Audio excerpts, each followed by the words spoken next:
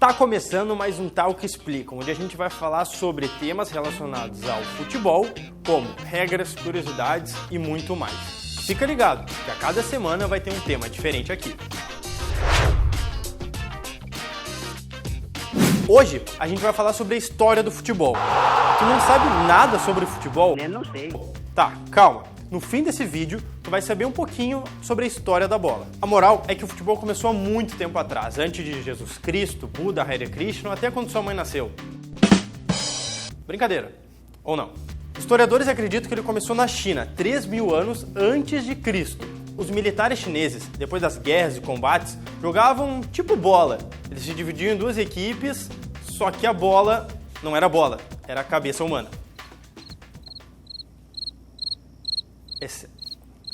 É sério isso aqui, meu? Ou tá de arreganho? Hã? Mas tava no roteiro pra ler aquilo ali, meu. É sério isso aqui, meu? Tá de arreganho. Ele ficou...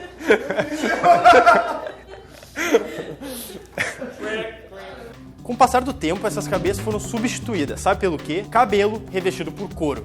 Nesse jogo tinha duas equipes, elas tinham que passar a bola de pé em pé, sem tocar no chão, até que passasse por duas estacas fincadas. Não entendeu? Nem eu. No Japão antigo, existia um outro esporte bem parecido com o futebol, o kemari. O kemari era jogado em um campo de 200 metros quadrados. Só que tinha um detalhe, não tinha contato físico entre os jogadores.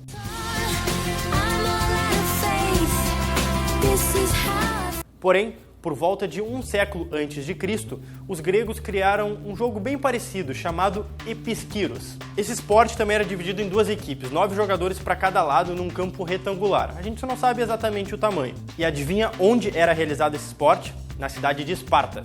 This is Sparta! E a bola era de quê? Bexiga de boi. Os campos eram bem grandes e tinham 15 jogadores de cada lado. Tem relatos que na Idade Média também tinha um tipo de futebol, só que esse tipo de futebol era um pouco sangrento. Sangrento porque era permitido tudo, soco, pontapé, rasteira, tudo. Era tipo um vale-tudo aqui que tu joga numa praça. O problema é que muitas mortes aconteciam nesses jogos. Foi então que os reis começaram a proibir. Eram duas equipes formadas de 27 jogadores cada.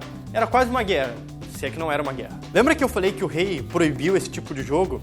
Só que daí ele voltou atrás e pensou, e se eu criar regras? O nome do rei era Eduardo II, ele criou uma nova versão sem pontapé, rasteira e essas coisas, então ficou mais normal.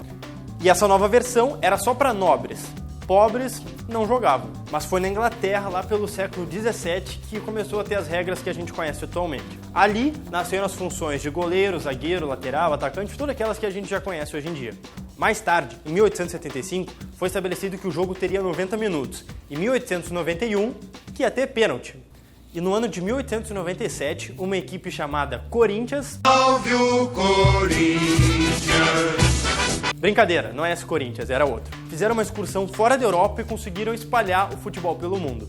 Em 1904 nasce a FIFA.